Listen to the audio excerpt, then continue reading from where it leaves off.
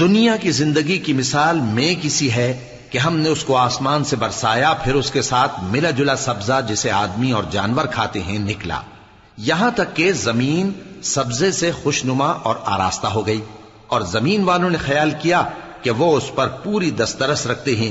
ناگہاں رات کو یا دن کو ہمارا حکم عذاب آ پہنچا تو ہم نے اس کو کاٹ کر ایسا کر ڈالا کہ گویا کل وہاں کچھ تھا ہی نہیں۔ جو لوگ غور کرنے والے ہیں ان کے لیے ہم اپنی قدرت کی نشانیاں اسی طرح کھول کھول کر بیان کرتے ہیں، اور اللہ سلامتی کے گھر کی طرف بلاتا ہے اور جس کو چاہتا ہے سیدھا رستہ دکھاتا ہے۔ جن لوگوں نے نیکوکاری کی ان کے لیے بھلائی ہے اور مزید اور بھی، اور ان کے چہروں پر نہ تو سیاہی چھائے گی اور نہ رسوائی، یہی جنتی ہیں کہ اس میں ہمیشہ رہیں گے۔ اور جنہوں نے برے کام کیے تو برائی کا بدلہ ویسا ہی ہوگا، اور ان کے چہروں پر ذلت چھا جائے گی اور کوئی ان کو اللہ سے بچانے والا نہ ہوگا۔